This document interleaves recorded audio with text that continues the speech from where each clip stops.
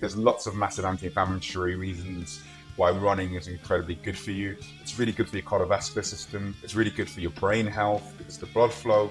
We're not designed to be sedentary. People know what will motivate them, and it's just getting them to discover that in themselves. Being a doctor every day is someone comes into my GP practice, a player tells me about pain, and I have the opportunity to make their day less crap. You get people who have probably a 7 out of 10 talent, but 10 out of 10 work ethic, who can supersede everyone else. It's very rare to get a 10 out of 10 talent and 10 out of 10 work ethic. My name is Dr Amos Ogunkoya, but normally go by Dr Amos. I am a doctor, I'm a GP. I'm also a specialist sports and exercise medicine registrar, and I'm a broadcaster, so I do a lot of media work talking about health, public health in particular.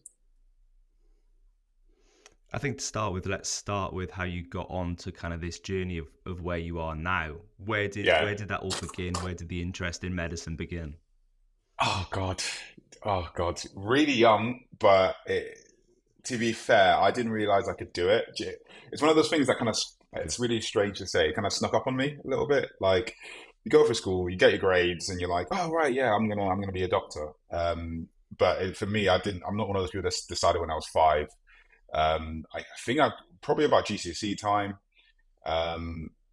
and I knew I wanted to I actually wanted to be a physio. So very similar to what I do now, like MSK stuff initially, and then I thought, oh, maybe I could do medicine, and then that's how it happened. Basically, it wasn't like I was gunning for it, and then I got the grades, went to Manchester Med School, worked hard, and then kind of made my way through. It's really weird because medicine's once you get on the conveyor belt, it's really hard. Like, you do a lot of work, but it's just because you're on the conveyor belt, it makes it like you kind of get streamlined, and you do the things because it's the next thing and the next challenge, and you get used to, because everyone says that medics take exams for the majority of their lives, and that's exactly what you do. You just kind of get used to taking an exam every year. I guess that's quite cool though, like not knowing that you wanted to do that from an early age, and then kind of just falling into it and being like, oh right, I can actually progress here. Because I think sometimes the best things happen when you don't 100% know that's what you want. Yeah, and also I think I'm a really strong believer on being broad as much as you can be. Like, I think everyone is super obsessed with being hyper specialized really early. You get like the stories of like these kids who are playing golf since they were 2 years old and become amazing and stuff like that, and you realize that the majority of really successful people are also, and I'm not saying I'm really successful, but like the people I look up to have done other things, and you often find that it's more common that someone who's like an obscene amount of Nobel Prize winners, a grade 8 in an instrument, or been a professional. You have to have done, because I think the process of being really good at anything is the same. Like, there's the quick accelerated gain, and then there's years of not seeing much progress, and then just trusting in the process. And if you've not done that in something else, you don't know that doesn't mean you're failing in it. It means that extra 10% that takes you from being really good at something to being like excellent is literally can be 10 years or more. I think trusting in the process is something that can be really difficult though, isn't it? Because like you say, then when you're not seeing those gains, the process often becomes quite monotonous and boring. Yeah, that's the thing, right? It's how you define discipline. It's doing things. Yeah, it's the same with like any kind of endeavor, but I think athletic endeavor is more so. It's that I do the things because they're the right thing to do, because I trust they're the right thing to do, and I know that. Especially, it can be quite dangerous if someone's really talented at something, because especially those I find it really easy because often they're the ones that don't work as hard. You get people who have probably a 7 out of 10 talent, but 10 out of 10 work ethic, who can supersede everyone else. It's very rare to get a 10 out of 10 talent and 10 out of 10 work ethic, and they're the goats. They're the people who you're like, oh yeah, you're unbelievable. But it's way more because often the natural talents drop off, because as soon as they hit that stage where they're not dominating again, they kind of decide, if they don't have a passion for it, they decide to stop.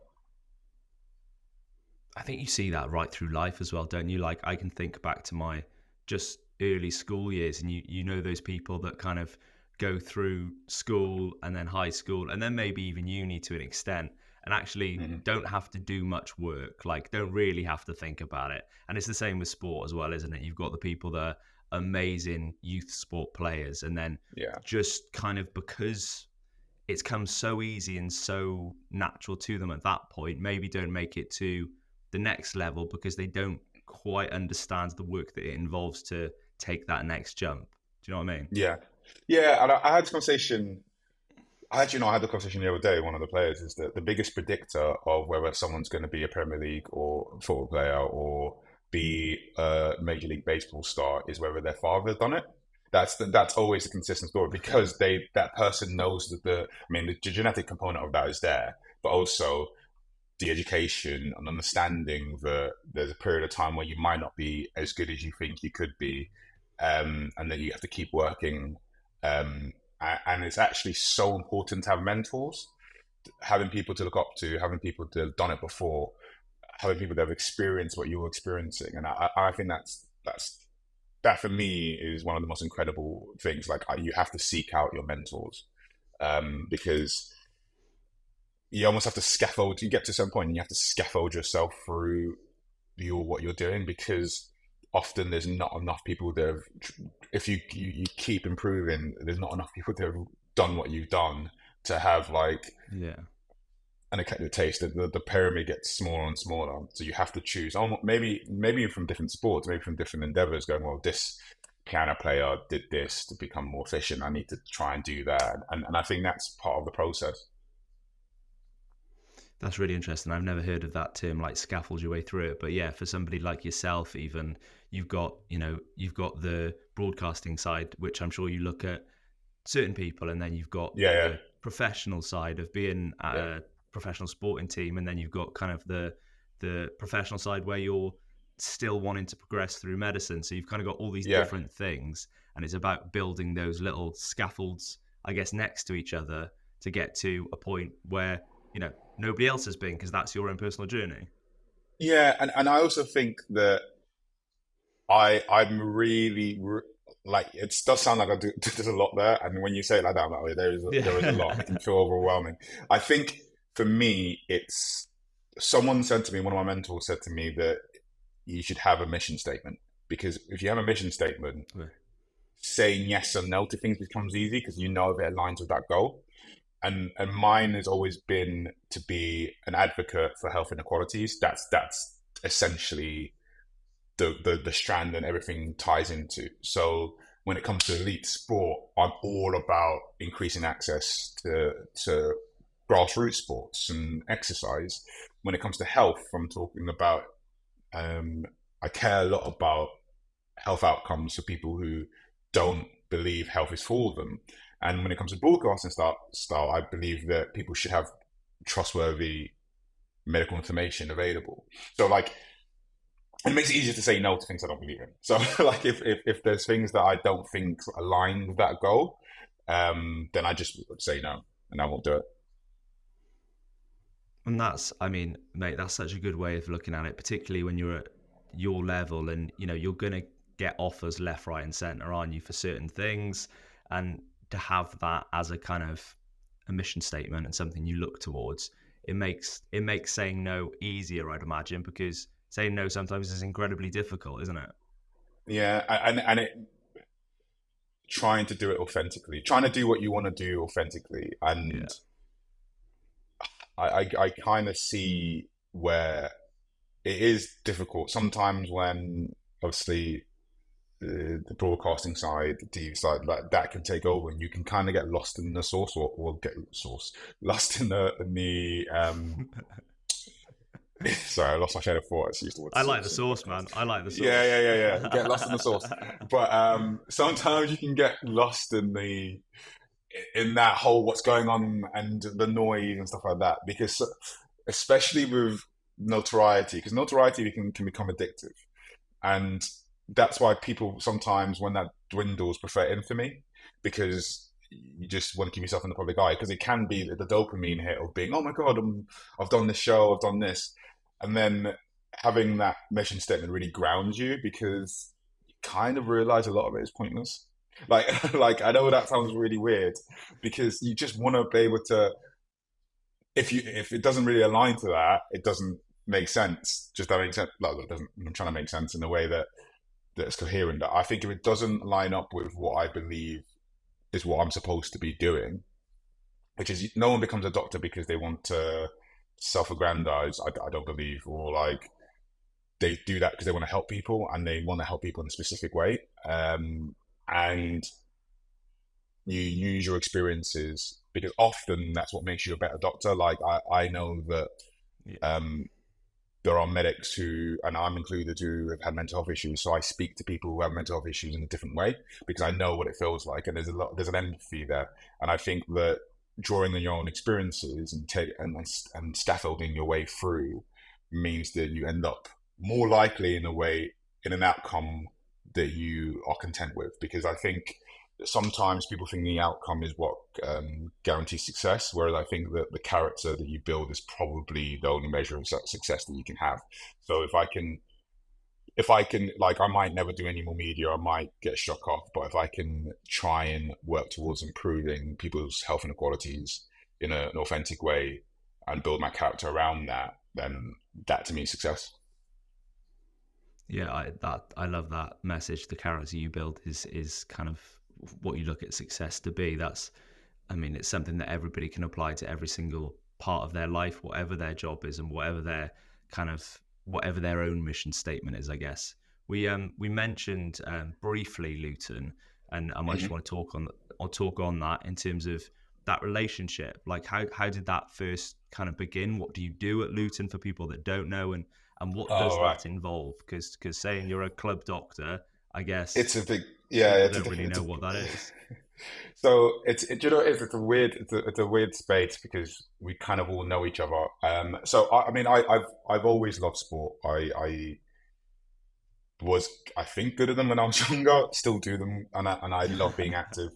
Um, and when I became a doctor, I kind of knew that I wanted to do an aspect of that as a GP. So I did some stuff for rugby, Northampton State Academy, and then I moved to Colchester United Football Club.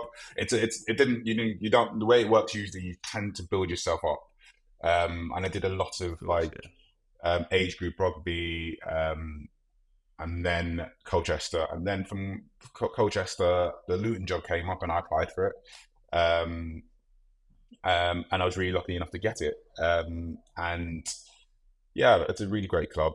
It's really really well run. It's a family club, um, and I feel very much a part of a team, which is why I like all sports. So even when I was playing sports, I like being part of a team. And as a club doctor, you look after the. I'm going to say the club. I just used the same words twice. No, you look after the players. You speak to staff. You are involved in safeguarding. You're involved in the academy. You travel with the team a lot of the time. Yeah, you just look after the players and the staff. And um, I do run on the pitch, and I love that too.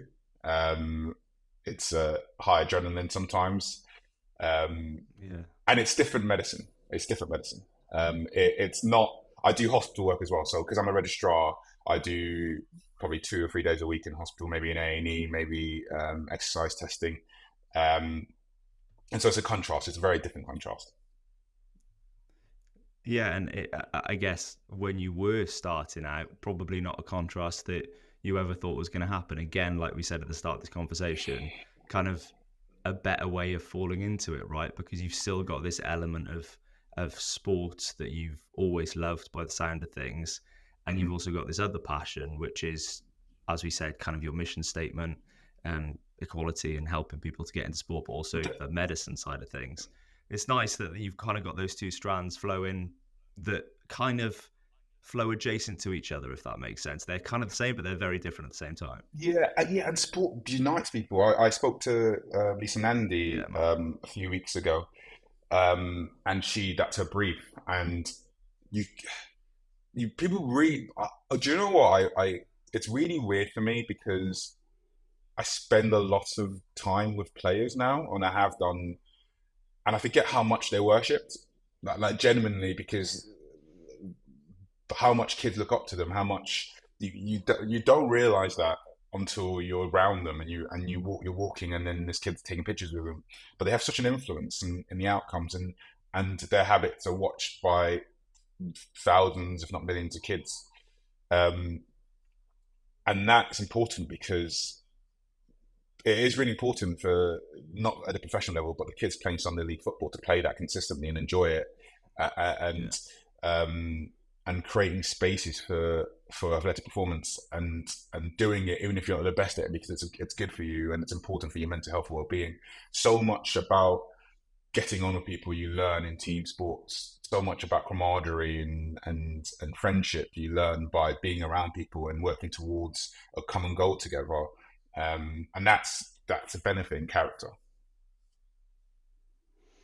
When it comes to actually what happens when you exercise, right? Because I think we all feel those benefits. We've already mentioned kind of Mm-hmm. you using it yourself to benefit your own mental health. I know I personally can say that without going out for a run on a day-to-day basis or most days, then I certainly feel different, if that makes sense. Like Yeah. my day's I'm gonna go for a infinitely run after different if I've this. trained and yeah, man, if I haven't trained. Like it's so different.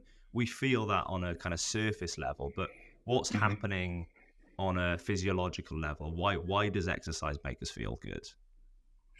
So, I mean, on a physiological level, you get a lot of endorphins released. My friends always say you enjoy running because you stop running, and that's why you enjoy it. But I think you get a because the run because my friend goes the running high is just because you've stopped running. It's because you're not in pain anymore, so it's relative. But you do release endorphins. You do. There's lots of massive anti-inflammatory reasons why running is incredibly good for you. It's really good for your cardiovascular system. It's really good for your brain health because of the blood flow. It, we're not we're not designed to be sedentary. We're designed to be physically active. We drive to a job that we sit at a desk at all day, and we know actually physical activity at any level is better than being sedentary. So the most dangerous thing for your health isn't um, even when people are seriously ill, it's always being sedentary. And we know that some movement is always better than no movement. And actually, it's probably better over a prolonged period of time. So a lot of people think that, other than really extreme activity over like an hour, that they do a 30-minute walk, which is still great, but keeping yourself active throughout the day is better than being sedentary. So physiologically, we know that health outcomes for everyone, all cause mortality, is better if you're not sedentary than when you are sedentary.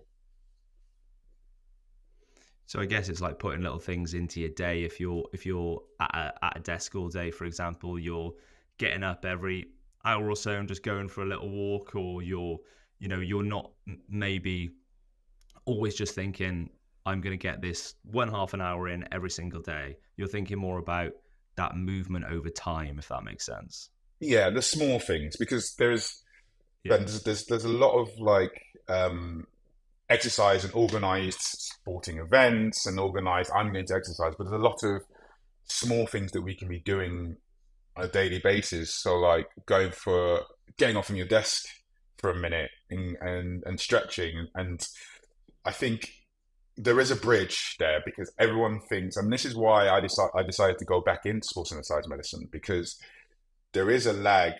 There is a massive difference between elite athletes and overall health, but there is some cross reference there, which is you can learn a lot about what people should be doing and how to better their own health without wanting them to be running onto a pitch. And that is why it's important to get the message out that being physically active means different things to different people, and Yeah. doing something is better than doing nothing. Yeah, 100%. And I think as soon as you implement that into your life in whatever facet that looks like, you will see a benefit. You'll know loads of people, and I've got friends and people that I know that haven't done anything. And it's Mhm. kind of the story that a lot of people have discovered a sport, a lot of the time running through Mhm. COVID, because they Mhm. were like, I just need to get out of this house. I need to just go and do something. And now are absolutely changed individuals. Their lives have genuinely shifted. And I'm talking business wise, career wise, financially wise, because Yeah. they've got out and they've kind of they've they've implied the lessons that running or another sport has taught them about a lot of the things we've already spoken about in this conversation, kind of that progression, that commitment, that dedication. They've applied that to other aspects of their life, and they're like, oh wow, this has actually Yeah. changed me. Yeah. I honestly, I ran the marathon last year, and I never thought, or this year, God, my brain's kind of, yeah, I last know it's year's and mad. yeah, yeah. And there was a point in it, and training for the marathon for me is hard. I've got all fast twitch muscle fibers, so like running long distance for me is genuinely a battle of what's in my mind. And there was a point in the marathon around the round Canary Wharf where it was dark. Like it was, there was. I hit all of the walls. Like it was Yeah. this, and it was the crowd, and it really made me believe in humanity. Like there were people who just like didn't know, like just go, come on, and I was just there was.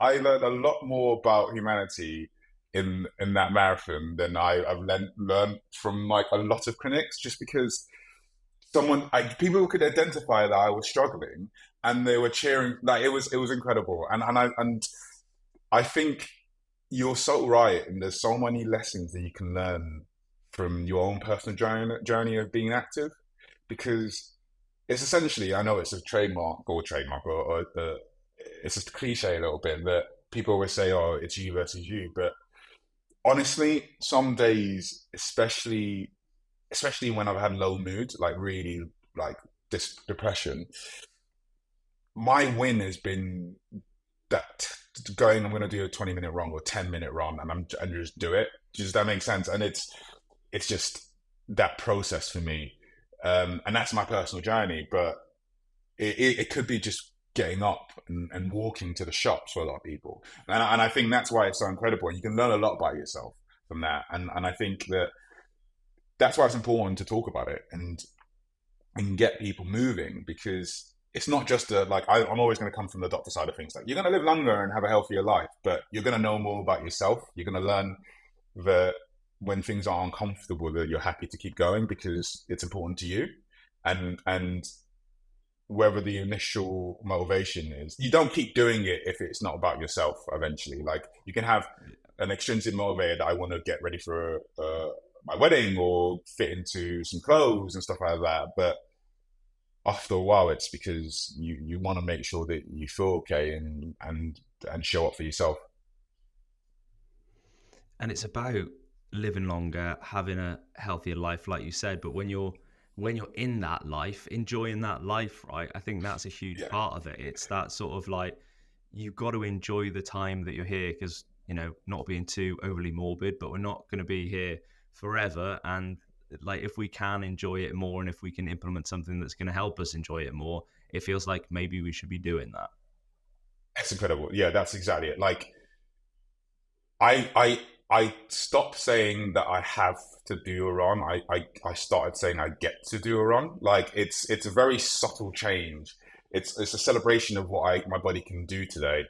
And it might not be what I did yesterday, because that I might be a lot more tired than I was yesterday. But it's that shift in, you only a lot like you're only on this earth for a while, and that's why I really needed to go back to hospital, because elite sport, you're dealing with like the best athletes. They're incredibly healthy. Sometimes they need some help, but they're usually more about optimization. And then you see the in hospital that death is a real possibility, and that's that's a possibility in both. But like, being healthy for now and feeling good now, there is a beauty in that, and it's really important that you don't suffer through life. Is that a difficult thing to deal with, that kind of realization of I guess putting it bluntly, the realization of death when you're in these clinics and in hospitals, like that must be quite hard as a young man to deal with coming through your career to start with, or is kind of there as a thing from the I think start? it's really weird because I think it's really important. I actually think it's really hard to be an arse. How can I say arse? It's really hard to be. Yeah, you can say us. Yeah, yeah, Yeah. yeah. I was going to say something else, but it's really hard to be a bad person when you're aware that you might die. Like it's very difficult. I think meditating on death is very important because essentially it fixates your mind and things that are important to you because I generally might not be here by the end of the in the next hour. Did you see what I mean? And therefore, as Yeah. long as you can look at the body of work that you've done and it's towards a purpose that you think is valid, then you haven't wasted it. And there's a beauty in being able to be alive. Like I feel incredibly privileged, like genuinely really privileged to be able to chat to you and hopefully people listen and to be able to actually make people's lives less crap. Like on a day, and that's what essentially being a doctor is. Like being a doctor every day is someone comes into my GP practice, a player tells me about pain, and I have the opportunity to make their day less crap. Like, and I can say something that gives them comfort. I can give them medication that makes them feel better, and I can give them advice that helps them change their life. And that is incredibly privileged. And often you forget it. You forget it because I'll see in my GP practice maybe 40 patients, and you honestly, weirdly, it becomes like a conveyor belt. But when you stop and think, it is a privilege. So yeah, I don't find it hard anymore. To answer your question, um, I think it's a necessary part of being a doctor, and I think it's why doctors keep doing what they're doing, and why sometimes they get tired. But I find it useful to have that perspective. In terms of the marathon, because we did mention that briefly, I wanna know what it felt like to finish, because there are some incredible videos and photos on your Instagram actually of Yeah. like people there supporting you. You like obviously in a world of pain and elation, I think is probably the best way of putting it. Like, what was it like to cross that line and finish it? You know, Oh, it's an amazing race. oh, I honestly, do you know when you think back on something and you smile, but at the time Yeah, yeah, it was. I think the marathon definitely still left its mark on me. Like I am, it felt like it was really joyous. The people there supporting me were. I called them. I realized actually. I think the take home that I really took from the marathon is that everyone who came out to support me, generally that I knew, were people that I saw as like a form of emotional safety. So whenever I ran past them, I'd yeah. run up to them and hug them. And then you realize that I think that for me was the take home is that like, and it's weird to, oh, sorry, my headphones fell out. It's weird to say that, but the take home was that like life is a marathon, which is I really hate. It's a really contrite thing to say, but like life is a marathon. It's true. So Um, true. It's so true though. yeah, yeah. Life is a marathon, and then there's people that are along the way. I feel this is turning into a bit of a Disney Hallmark thing, but like there are people along the way that make things less hard, and that's what it felt like in the marathon. Every time I saw a loved one, I honestly there was so much joy, and it was the purest sense of joy because I didn't expect to see them, and then that for me was like, yeah. To be fair, in life, it is quite painful at times.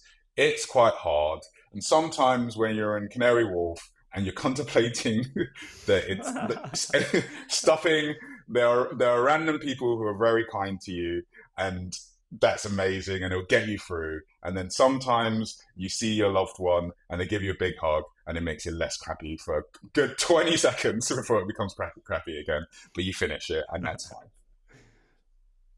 I think, mate, the amount of times I've used the marathon life analogy is unbelievable. So you're allowed to use it. I think the thing is, it's like life or a period of time is being compressed down, isn't it? And you experience all these Yeah, different things in such a short period of time, and you're like, how's this happened? How have I gone from feeling good to terrible, back to good again, to euphoric, to oh my god, I need to stop. To it's like you get all of this, and you have these periods of your life, don't you? Where you're like you're up, and you're down, and you're back up again, and you're back down again, and a lot of that is, you know, relationships or work, or it could be injury, and it's quite cool to be able to, after an experience like that, and I'm sure people get that experience through other things as well, to be able to relate that, and I think we've mentioned this already, but to be able to relate those experiences from exercise, from movement, back into your everyday life, which I think so important. Honestly, it really is, and it's about the journey of self mastery in some form. Like, I know people hear that phrase and they think you got to be the best at everything. You got to be the top at this, and you can't fail, and it's great. But like, the marathon thing is such a good metaphor, because you're running. I remember there was a period of time where I was running behind a man who had the picture of his mum on his back, who had passed away, and I just remember thinking, he's not gonna stop, so I'm not gonna stop, and because it's important that we both keep going, because we all have reasons to be running, and I get that, and it's about other things. There are other avenues which you can get that experience. I think the marathon for me was just that experience for me, and I was happy to be doing it. But there are small things you can do as well, and it is about learning those lessons, and sometimes ignoring them, because human beings aren't perfect, and sometimes you can get these lessons and have to repeat them, and you forget, because people tend to forget. The weirdest thing, I always feel like people forget their hardest workouts, because if you remembered the hardest workouts, you probably wouldn't do it again. Like, I honestly can't. I can't remember the pain. All I remember was just feeling a little bit like, oh, okay, this isn't good. And like, people definitely saw that I was in that spot, and there was loads of people stopping. So yeah, it was great. It was great. We'll finish with this, man, because it's been an amazing conversation. But I think I'd be remiss if I didn't ask. You know, there will be people that are listening to this right now, and they'll be thinking, you know, I don't really know how to get started. Like, we're talking about all the benefits, but they're like, I'm not really sure how. If somebody was to walk into your practice, let's say, or, you know, just come up to you in the street or have a conversation like we've had, kind of, what would you say to them about getting started in terms of movement and those benefits that they're going to get from that? I think the one thing that I've learned is that when it comes to motivating conversations, it's very, very individual. You can give people all of the health facts, and because people aren't stats, people aren't statistics. You got to find what they want to change for, and that's just listening. Honestly, it is just listening, because they will tell you.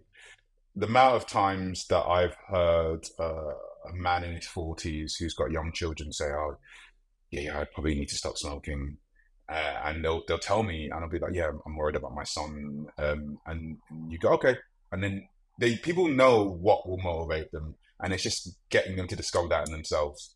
And that's the most important thing. There's nothing I can say that's going to give you a silver bullet to say, I'm going to go for a run, I'm going to do that. I think it's literally self-knowledge. There is something that's important to you that will get you going, that will get you doing that first step, that will get you power walking. And you don't have to start massively. That people think that you have to go from literally sitting around, and people are going to be judging you for struggling on the streets. Honestly, every time I see someone who I can tell they don't run all the time giving it a go, I just want to, you can't, because it's weird, but I want to clap them and go, yeah, or give them random advice. Like, every time I'm in the park, people have done it to me, and every time I've never not liked it. Someone's seen me run and go, yes, yes, yes. And I'm just like, every time I see someone, I want to just give them a thumbs up. And I think we should just start normalizing that, because I think I do it mentally a lot of the time. I want, and people have done it to me, and maybe because they recognize you or something like that. But I want people to just get really, really confident seeing someone that you can tell is new to it doing it, and just going, yeah, keep going, and keep going, because you feel like you're part of a tribe in a community.